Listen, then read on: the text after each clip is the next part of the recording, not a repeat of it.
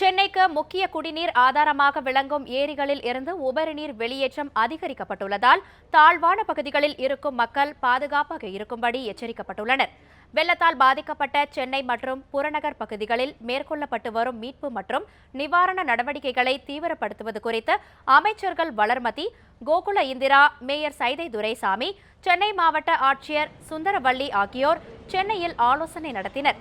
பின்னர் செய்தியாளர்களை கூட்டாக சந்தித்த அவர்கள் மழை மீட்பு பணிகளை சென்னை மாநகராட்சி தீவிரப்படுத்தி வருவதாக தெரிவித்தனர். கடந்த அக்டோபர் 28ஆம் தேதி முதல் இன்று வரை சென்னையில் 118 சென்டிமீட்டர் மழை பெய்துள்ளதாக தெரிவிக்கப்பட்டுள்ளது. இதன் எதிரொலியாக செம்பரம்பாக்கம் ஏரியில் இருந்து வினாடிக்கு 4000 கன அடி நீரும், செங்குன்றம் மற்றும் புழல் ஏரிகளில் இருந்து வினாடிக்கு 1500 கன அடி நீரும், பூண்டி ஏரியில் இருந்து வினாடிக்கு 8600 கன அடி நீரும் உபரியாக வெளியேற்றப்படுவதாகவும் அமைச்சர்கள் குறிப்பிட்டுள்ளனர். எனவே அடையாறு, கூவம், கொசஸ்தலை மற்றும் சென்னையின் பக்கிங்ஹாம் கால்வாய் கரையோர பகுதிகளில் வசிக்கும் மக்கள் பாதுகாப்பாக இருக்கவும் அமைச்சர்கள் அறிவுறுத்தியுள்ளனர்.